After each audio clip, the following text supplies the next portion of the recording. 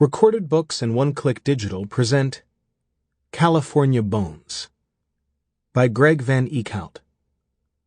Narrated by Jonathan Todd Ross.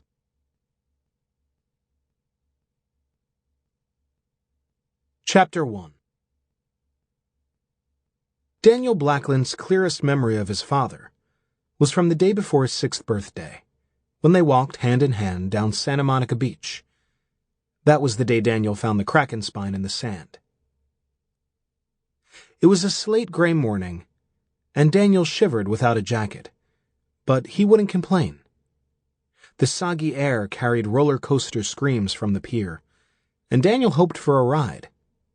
Maybe he and his father would even drive the bumper cars, teaming up to bash other kids and their parents. But then he spotted the bone splinter in the foam of the receding surf, a silvery fragment the length of a knitting needle, rising from the sand like an antenna. Years later, he would wonder if his father had planted it there for him to find. But on this day, he hadn't yet learned that level of suspicion. The silver drew him like a magnet. Breaking contact with his father's grip, he ran across the wet-packed sand to claim his prize.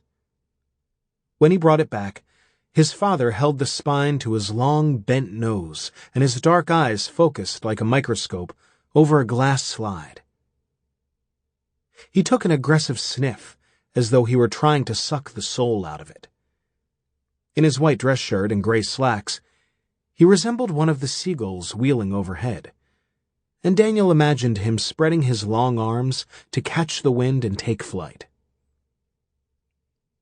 Daniel's mom once said his father was made of air. "Sebastian Blackland's not down here with us. That's why he's hard to understand. Spend too much time searching the sky for your father, and you'll just crimp your neck." Sebastian held the sliver up to the weak sun. "Kraken. We hardly ever find these anymore. Not outside of the ossuary, anyway. But something must have dredged it up from the sea floor, and then the currents carried it here, right in your path, just for you. It's not surprising. I've used a lot of kraken in my work, so it's in my bones, and I've passed some of that affinity to you." He handed the spine back to Daniel. The kraken used to live in the great deeps. They were creatures of storms and wind and rain and lightning. Not much in the way of solid skeletons, so their remains are rare. He paused and looked at Daniel.